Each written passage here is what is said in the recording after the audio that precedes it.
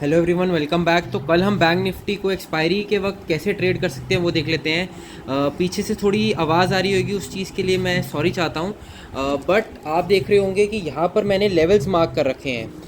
तो यहाँ पर हमारे लिए जो इम्पोर्टेंट लेवल्स होंगे वो होंगे 685, 788 और 891। और जो हमारे लिए रेड अलर्ट लेवल है, रेड अलर्ट लेवल का मतलब ये है कि अगर bank Nifty slow and study इसके ऊपर सस्टेन करने लग जाती है, ठीक है, तो हमें एक शॉर्ट कवरिंग मूव मिल सकता है 120 से लेकर 150 पॉइंट्स तक का। क्योंकि ये जो डोमिनेंट कैंडल है, मतलब सेलर यहीं से एक्टिवेट हुआ है, तो यहाँ से अगर ये यहाँ पर कंसोलिडेशन के साथ अपर साइड पे सस्टेन करेगा, तो मतलब ये जो सेलर है वो जो है अपनी पोजीशंस कवर करेगा। ठीक है, तो हमें जो ये है ट्रेंड लाइन का, अगर आप यहाँ पर लेवल देखेंगे तो हमारे लिए जो ट्रेंड लाइन का जो लेवल बनकर आ रहा है वो इस भी हाफ पर बनकर आ रहा है। और अगर यहाँ पर कंसोलिडेशन के साथ ब्रेकआउट आता है तो हमारे लिए जो टारगेट बन के आएगा वो बन के आएगा 258। और सेकंड टारगेट जो बनकर आ सकता है वो आ सकता है 361। और हमारे लिए जो फाइनल टारगेट बनकर आ सकता है 450 के आसपास का। वो किस बेसिस पर है, वो आप प्राइस एक्शन को अगर समझेंगे तो यहाँ से बायर एक्टिवेट हुआ था। जैसे ही ब्रेकडाउन दिया, यहाँ पर जितने भी बायर्स थे उन्होंने अपनी पोजीशंस कवर करी और ये हमें डाउन मूव मिला है। तो डेफिनेटली अगर यहाँ पर कंसोलिडेशन के साथ ब्रेकआउट आता है तो हमें ये जो ब्रेकडाउन लेवल है 258 का वो देखने को मिल सकता है। ठीक है, ये तो हो गया फ्लैट ओपनिंग होने के बाद स्लो एंड स्टेडी अगर बैंक निफ्टी 971 के ऊपर सस्टेन करने लगता है।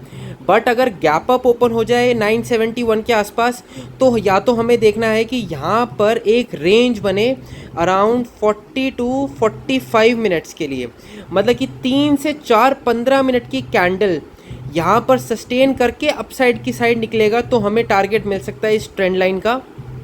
वरना हमें यहाँ पर स्ट्रक्चर का वेट करना है। प्राइस स्ट्रक्चर कैसे बनेगा, अगर यहाँ पर ओपन होता है, प्राइस नीचे आता है, ये 891 के आसपास आके अपसाइड जाए, फिर एक हायर लो फॉर्मेशन करे, ठीक है, तो फिर ब्रेकआउट देगा तो हमें ये ट्रेंड लाइन का टारगेट मिल सकता है। बट अगर गैप डाउन ओपन हो जाए इन लेवल्स के आसपास का, तो हमें प्राइस स्ट्रक्चर का वेट करना है। प्राइस स्ट्रक्चर कैसे, जैसे इस केस में बताया कि मैंने यहाँ पर अगर हायर लो की फॉर्मेशन हो तब हम अपसाइड के लिए जाएंगे। बट अगर लोअर लो की फॉर्मेशन होके ऐसा कुछ स्ट्रक्चर बनता है तो हम इस स्विंग का एसएल लेकर जो हमारे की लेवल्स हैं 788, 569 और 685, ये 3 टारगेट्स हमें कल देखने को मिल सकते हैं। बाकी अगर एक्सट्रीम लेवल पे अगर गैप डाउन ओपन हो जाए इधर, तो जैसे कि आप देख रहे हो कि यहाँ पर जो है हमारा स्ट्रक्चर, ये एक ट्रेंड लाइन आ रही है। अगर हम सपोज़ इसको अज्यूम करें ये हमारा एक हॉरिजॉन्टल रेजिस्टेंस लाइन है, ये हमारे लिए एक लो बना और ये हमारे लिए एक हायर लो की फॉर्मेशन हुई है।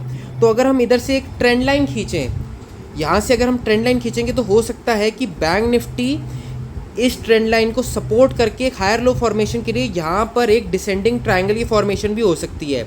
वरना क्या हो सकता है, यहाँ पर इस लेवल के आसपास अगर बैंक निफ्टी ओपन हो जाए तो जितने भी ये राउंड लेवल वाले हैं, 500 लेवल्स वाले हैं, अगर ब्रेकडाउन हो जाए तो हमें 281 और 44,009 के लेवल्स देखने को मिल सकते हैं।